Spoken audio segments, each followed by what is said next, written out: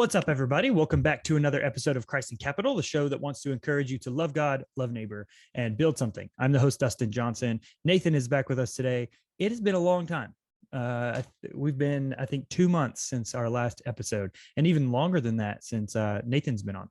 So yeah, we're jumping back in the saddle. We've had a lot of things going on, kids, a lot of stuff going on with work. For those of you who don't know, I actually started a new job recently. Getting into the swing of things. A lot of stuff going on there. Nathan's been traveling the country on speaking engagements. By the way, Nathan, everything go all right with the Davenant? What was that? What was that event called? It was convivium, which is a fancy Latin word. But yeah, it went well. They had one on classical education that I spoke at. And I thought that was really fruitful. Yeah. It's, classical ed was already kind of becoming a little bit more mainstream, but since COVID and everybody kind of got to see what is being taught in the public schools, more and more people are interested in classical education. Yeah. It's a nice byproduct of the COVID time. Yep. And you're living through that whole thing. Like as a teacher, as a professor, as someone who's like in that world and seeing that whole shift from kind of obscurity to like, hey, this is a big issue kind of thing.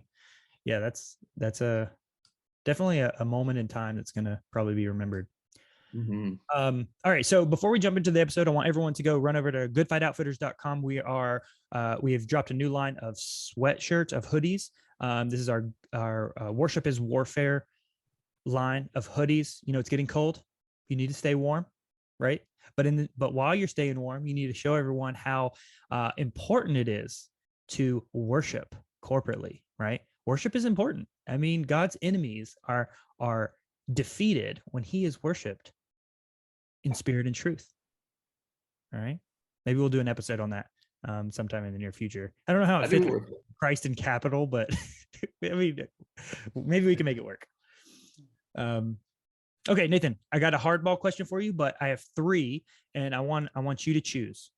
Okay. Which one you want. So the first one is about elections, the midterm elections, not election like predestination, that sort of thing. The second one is about Halloween. And the third is about philosophy / logical fallacies. So you choose. Whoa. And we'll save the other 2 that you don't choose for another time. Okay. Well, if we're going to do that, let's do Halloween today because of where we are in the calendar. Okay, let's do it. It's a simple question. Halloween, yay or nay for Christians? Simple, so simple. Simple yet so complex, I guess. Yeah. So, goodness. So there are 2 sides. I'm going to do the classic extremes and then go to the middle sort of thing. So the extreme on one side, which I grew up hearing from some people, was this is a demonic holiday. It's got its roots in pagan death festival. And so participating in it is getting mighty close to, going to the pagan temple and worshiping demons sort of thing. Mm-hmm. So, evil, don't do it. And then on the other side is just kind of the, oh gosh, man, it's just a harmless thing. Yeah. It's just a cultural thing. Kids dress up, eat candy, stop taking things so seriously, Right. And I do think there's something in the middle where, which is really a historical approach to things, which is we do take seriously pagan holidays, but what do we do to pagan holidays? We transform them into to Christian holidays. So we actually make them a holy day. And so I think I'm not a big fan of doing Halloween exactly like the culture does. I don't buy the argument that Oh, I guess you could put it this way. I think you have to have a really good reason to do what you do. If you're going to go along with what the culture does, you actually have a really good reason for that. Right. And I don't think anyone has a really good reason for just doing what the culture does on Halloween. But I've got a good friend who, what he does is he throws a party every year called All-Refor-Thanks-Fest. So it's All Hallows Eve, Reformation Day, Thanksgiving, and Oktoberfest all in one, called All-Refor-Thanks-Fest. That's hilarious. Yeah. But whether you want to celebrate Reformation Day or whether you want to celebrate actually commemorating the death of the saints, actually celebrating those Christians who've gone before us and have been good role models for us, turn it into a worship/warfare day. Yeah, there you go. And not just go eat candy day. Yeah.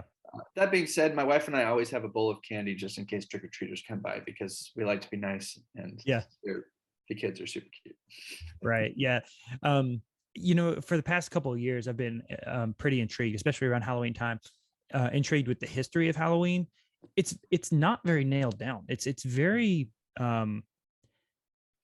I think the roots of a lot of the things that we do is just scattered all over the place. Like it's a mishmash of a whole bunch of different things. Maybe like there's a lot of uncertainty and a lot of assumptions being made about what was done in the past. And, it's just it's a very interesting holiday. We do, however, have the whole, solid history of like what Martin Luther did. Right. And he chose that day specifically for a reason. Right. Like that day was chosen specifically, all Hallows Eve or All Saints Eve. He chose that specifically. So I'm more on the side of, recognizing it as Reformation Day. But I also don't have a huge issue with, some of the innocent things. Like we carved pumpkins last night. Nice. And funny story. So I guess just kind of back up. Katie and I have problems, or we have issues getting Gentry to eat. Right. He just doesn't eat a lot. Like for some reason, he just won't eat. And for those who are listening, Gentry's my son. He's 2.5, and he doesn't eat. And so we've had that issue for a while now, just trying to get him to eat. And last night we're carving pumpkins, and this dude takes the carved, top of the pumpkin and just starts munching on it. It's just a raw pumpkin. Like he just eating it. Like he said, he took a chunk of it. And he goes, "Daddy." Now you know what he needs. I was like, wait, what? First of all, can you even do that? Like, you're not going to get sick, are you?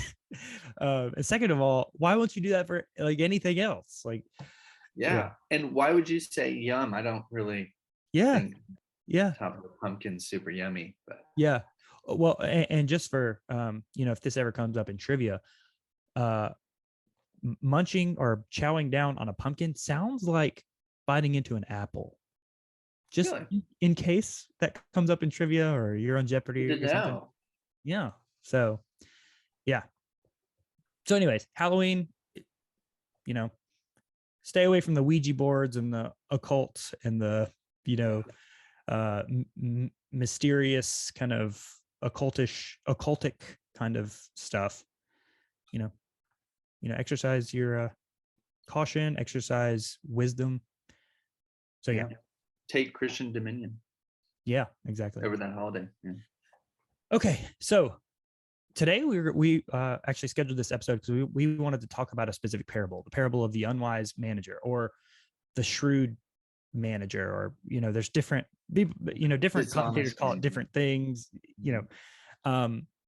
and we're going to talk about that. But first, let's revisit a discussion you and I had a while back, Nathan. I think it was one of the first couple episodes you were on Christ and Capital, where we were talking about parables and what a parable is. So this has always intrigued me. Parables are just an interesting thing. They're not like Aesop's fables. They're not exactly like allegorical stories. I guess they maybe kind of are in some way, but they're not strict allegory. It's not like a Brer Rabbit tale. Yeah. You're right. It's not a morality lesson. But it is meant to tell us something. So if someone were to ask you that, Nathan, what is a parable? What do you say? Yeah, I would Not say, to put you on the spot, but it's like, what is it? well, and maybe your listeners can check, see if I'm consistent with what I said 2 years ago, or what, maybe that was like 3 years ago, man. Yeah. Yeah, a parable is, at least a biblical parable, is a story that's told in such a way that it conceals the truth from those who don't want to see it, and it reveals the truth for those who do want to see it. So Jesus says, I tell these parables so that, essentially what he means when he quotes Isaiah, saying they don't see, hearing they don't hear. What he means is those who think they can see are actually blind, and so they won't be able to see the truth. And the parable actually conceals the truth from them. But those who long to see, those who know they're blind and long to see, they actually will see the truth in it. So it conceals and it reveals. Okay. It's a way of actually sifting the wheat from the chaff. Oh, okay. Yeah. Okay. Now, what's interesting is that quite a few times Jesus tells a parable, and it says like the Pharisees knew he was talking about them, but they're really mad. They don't actually, they see, Yeah. they can understand what it means, but it's not a kind of understanding that leads to self-awareness. Yeah. It's just, and repentance, it just leads to, anger, and then ultimately killing Jesus. Yeah, I think immediately after this parable that we're reading, they say, it basically says they perceived that, it's not the passage where it says they perceived that he was talking about them, but something similar happens, and it says they scoffed, or they scoffed, or something like that. Yeah. Yeah, that's interesting. It's a way of separating the wheat from the chaff. I have come to bring a sword to divide. Mm-hmm. That's another theme that kind of fits in there. You know what's funny, and this is kind of a side note. It's interesting how you have like parables. You have these gospels where parables are being told, where it's like these simple stories that everyone reads and they're like, oh, I understand. Like, it's like, it's a morality tale. It's pretty plain and simple. But Jesus says, it's actually to hide things. It's actually to conceal something. Mm-hmm. And then at the end of the Bible, you have the book of Revelation, where it's like this cryptic, symbolic apocalypse of a story that's very like dark and hidden and mysterious, but it's called the revealing. Right. like, hey, look, I've uncovered, like, I've revealed everything. Just that contrast. Like, you have Revelation that's like, hey, I've told, it's a revealing, but it's super cryptic and dark. So you have parables that are like, oh yeah, this is pretty simple to understand. Actually, no, you don't understand what. Yeah. But anyways, okay, so parables, yes. Mm-hmm. Okay, so one thing that we talked about in that episode a long time ago was, how do you read the parables, and is it appropriate to draw immediate application out of there? Like, it's just, is it appropriate for us to read the story, take what we perceive as the moral lesson, and say, hey, do this, like, because here's what the parable says. And the reason that's a problem is because, or it's not a problem, it's just the reason that is a little confusing is because we know that a lot of the parables are about Israel. Like we know, like, the underlying or the deep meaning of it is a commentary on Israelite history and what's going on in Israelite history. So for instance, this parable is smack dab sandwiched right between the parable of the prodigal son, right, which we know, right, is about Israel, and the rich man and Lazarus, right? And Jerry Boyer does a really great expose on that one, where he's talking about how that parable, or that passage, Jesus is basically talking to Caiaphas. It's very interesting, very interesting. But he's basically talking to Caiaphas, and that passage, it starts out with, there was a man who was clothed in fine linen and all these like indicators that were like, hey, he's talking about the priests here. He's talking about them. Mm-hmm. But yes, so right in between those two parables, we've got this story about the unwise or shrewd manager. And so I don't want to say we're suspending it just for that story and then pick right back up, right? Right. So there's got to be something here that's more deeper than just the morality lesson. But can we draw a practical application? So that's the question. That's the question. And so we'll kind of talk through, I won't read through the whole thing. We'll just kind of talk through the gist of the story. And Nathan, you tell me where I miss any details that you think need to be kind of inserted. But basically, there is a master, or not a master, a rich man who has entrusted a manager with his assets, his resources. And the manager has been wasteful with these resources. And so the master or the rich man calls for the managers, to turn in the assets, to turn in his management responsibilities. And the manager says, "Uh-oh, what am I going to do? I mean, I can't dig. I'm too weak to dig or work to support myself, and I'm too proud to beg. So here's what I'll do. I'll go to each of the rich man's creditors, and I'll basically slice their bill in half. And the manager or the rich man's not going to know, right? He already knows that I've been unfaithful or unwise with these resources. So why not just kind of chop down as much as I can and earn as much favor with those people right now, so that when I don't have the job anymore, they'll receive me into their home, right?" And so he does that. And then the reader sitting there saying, "Oh man, you shouldn't have done that. It's not good, not good. He's going to get it. The rich man's going to take him to the woodshed." But the next phrase from the rich man is, "I commend you. I commend you for your shrewdness." Right? And you're like, "What? What do you mean?" Like the rich man is commending him for his shrewdness. Yeah. So it's just it's very interesting. I don't know if I missed any details, Nathan. Do you think there's anything I missed that need to be? Yeah, no, that's a good summary. Yeah. So very interesting. Is this a parable that, for us to be productive with our resources, right? The rich man or the manager was unproductive. He was wasteful with his resources. Therefore, we should be, productive and efficient with our resource. Is it a parable that's, at the end it says, "Those who are faithful with little will be faithful with much. Those who are unfaithful with little will be unfaithful with much"? Are we supposed to take that away from it? At the very end, I think the very last line is, "You cannot serve God and money." Mm-hmm. So there's lots of little like one-liners in here at the end that kind of try to summarize it. Yeah. What's your take? What do you think? Yeah, so this is one of those really difficult passages. And I know there's a lot of different interpretations on it. The interpretation I'm persuaded by is that the shrewd manager,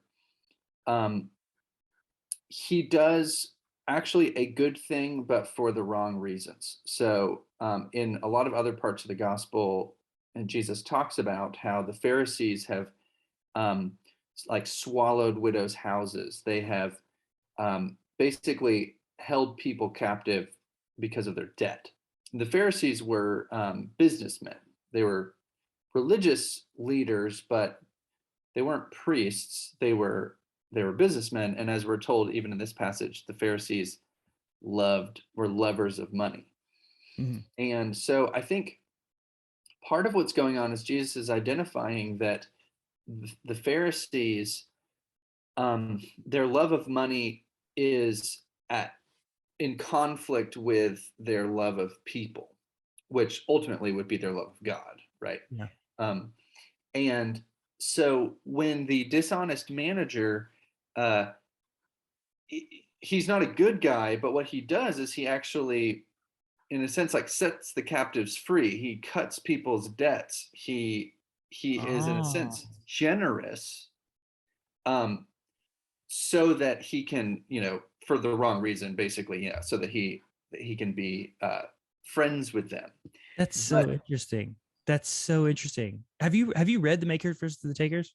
no, He you've doesn't. sent it to me. I have it on my bookshelf, but I haven't read it. He doesn't address this parable in detail. He kind of skips over this one, but the whole point of the book is like a historical kind of context thing, where it's talking about how the temple had become a bank.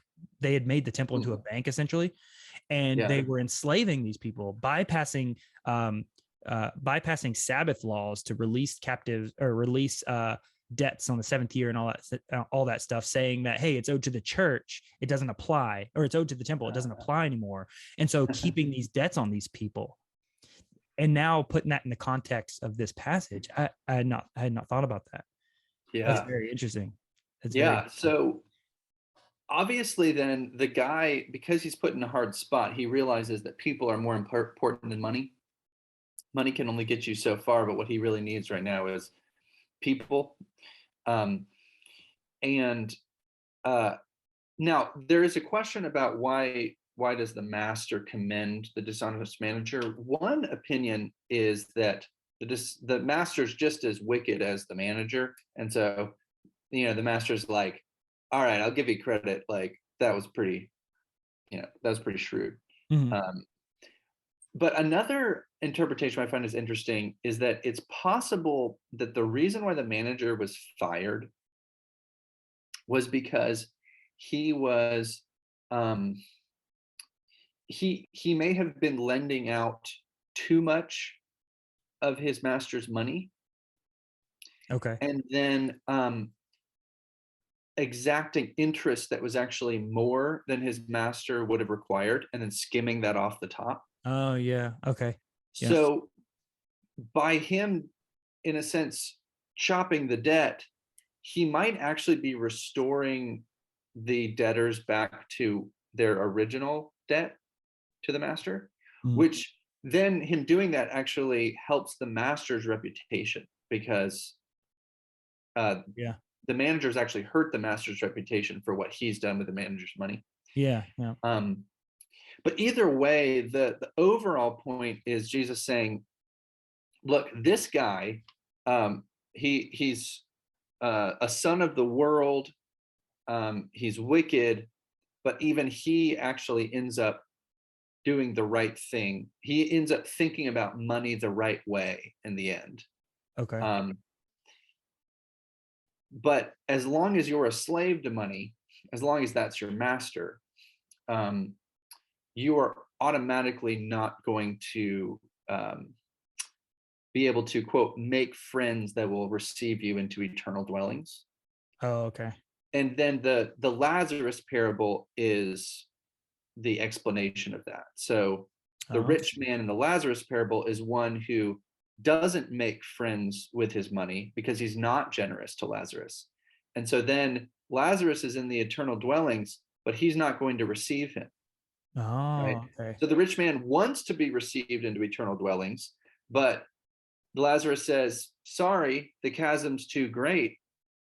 Yeah. Yeah. I can't help you, Okay. because the rich man has not made friends with his money. Um, Okay.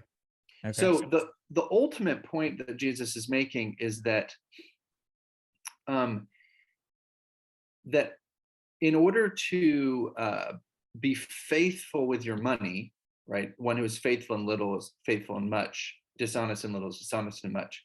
The faithfulness is using money for generosity, Mhm. not God asking like, did you use your money to make more money? And I think that's what a lot of people think of when they think of being good stewards of their resources. It's um, have you taken your 5 talents and turned them into 10, Yeah. 10 just being the double amount of money, that you were originally given. And yeah, I mean, sure, stewarding money to make more money is fine, but what's the purpose of it? Is it just so that you can have more money? No, Right.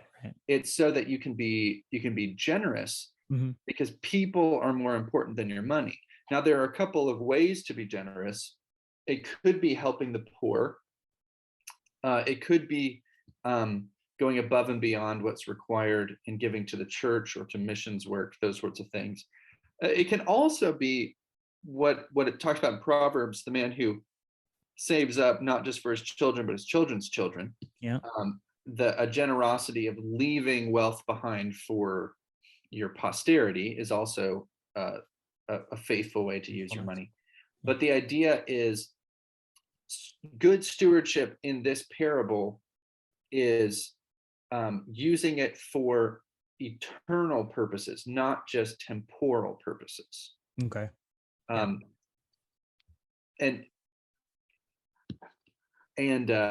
then being dishonest with your money isn't simply wasting it, like spending it, but not using it for anything but temporal purposes. Okay. Yeah. Does that kind of make sense? Putting those glasses on and basically viewing your money as a means to some sort of temporal end alone. Right. Yeah. This is I'll have to go back and kind of reapply that to my kind of understanding of this passage, but it is a pretty tough passage, especially when if you take parables in such a way that you think everything is allegorized. Like we talked about in the past, how some people take parables and they say, look, the rich man in this parable is obviously God, right? And then he's giving his resources and trusting it to this specific people. You can view the parables that way. And some people even go as far as to draw economic principles out of these parables based on the assumption about who plays what role in the parable. So like right. Like contract, like the parable of the vineyard workers, we talked about, we draw contract law principles out of that passage. And we say that because God was the one that had the authority in the first place. And therefore we should have that authority. And it's just a weird way of looking at the parables. Not saying you can't do that. It's just saying maybe that's not the first way of approaching it. So just I encourage everyone who is listening to this, go take a read through that passage. Just meditate on it. Just think about, how are you using your money? Is your ultimate goal, is your priority eternal purposes, right? Prioritize your money, like where the value is in the way that you manage your money. But real quick, Nathan, I know we're coming up on time. If we do take that kind of lens, we put those glasses on and we view it as a commentary on Israel, how do we, high level, is God the rich man here? I mean, if we were to take that approach, do you think that the unwise manager is Israel? Like, is that what Jesus is saying? Or because it seems like, based on the historical context, Jesus is coming in to an Israel that has been unfaithful, right? Has been unwise. They were entrusted with riches, maybe not monetary riches, but they were entrusted with a covenant, right? A relationship with God. They are the bride, essentially, or supposed to be. Is that appropriate for us to kind of view it in that way? I think in some way we can, but in other ways, it's just it's weird. It's interesting. The problem I have with mapping, I think you've set it up right, but what the master does is at the end is like, shrewd move, but you're still fired. Right. Okay. So then it sounds like, if you interpret it that way, basically it seems like what Jesus is saying is, time's up, Israel. And we're done. Like there's no hope of returning or repentance at this point. Just Time's up. Yeah, and I don't know what the application for Israel would be in terms of the make friends by means of unrighteous wealth in order for them to receive you into eternal dwellings. Yeah. I don't know how to map that on. So I kind of see it as the manager is just the manager. But the focus isn't on the manager. The focus is on, or sorry, the owner or the boss or whatever. Yeah. The focus is on the manager. Yeah. Okay. And the manager is the one who's not being faithful. Okay. Now that could apply to the Pharisees, or Caiaphas or whoever, but then it could also, Jesus is saying, but let this be a lesson to you, speaking to the disciples, because the sons of this world is the manager. Okay. The disciples are the ones who Jesus says, take a cue from that guy, but do these things. I'm struggling to communicate because he's not giving the Pharisees a now go and do X. Uh-huh. He's basically describing the Pharisees and then saying the disciples now go and do X. Okay. Right. Yeah, that's a good point. Yeah. And then when you get to the Lazarus parable, he's again just describing the Pharisees, and there actually isn't any. I don't think there's much of a now go and do. Oh yeah, I don't know. He just says, if they don't listen to Moses and the prophets, they won't listen to someone who rises from the dead. Right. Which is going to be me. Yeah. But they're not going to repent. Right. So I don't know. Maybe you could massage it and work God in as the rich man. Yeah. There, but I think this is a good example of how it's you should be at least a little hesitant on immediately drawing application before understanding the whole thing. We're kind of doing it in reverse, but these passages are tough. There's a lot in here, and it's trying to communicate a lot, and you should let it simmer. Like read it and let it kind of meditate on it. Let it. I say this a lot, but the Bible throughout your life is going to chew you up. It's going to chew you up, and it's going to reshape you into the image of Christ. And sometimes that's not clean. It's not a cut and dry, clean cut. So yeah, just kind of meditate on it. Let it shape you. It's uncomfortable sometimes. It's hard. But yeah, I have faith that God's word is actually doing something in the struggle to understand these sorts of passages in full. So, all right. All right, we're at time. Nathan, got anything else? I think we're good. All right. Yeah. All right. So go check out Good Fight Outfitters, new hoodies. Worship is Warfare. Go check it out. Get in touch with Nathan at not De Ambigua, tremendustrifles.com. Yeah. That'll be in the show notes, as well as I think we have your work email on there. Yeah. Or not work email, the website. So either way. New College Franklin. Yep. New College Franklin. All right. We'll see you guys hopefully more often, and it won't be 2 months again. So yeah. But until next time, go love God, love neighbor, and build something. Talk to you guys later.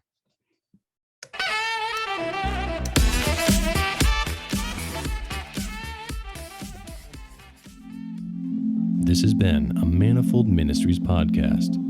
For more content, visit us at manifoldministries.com.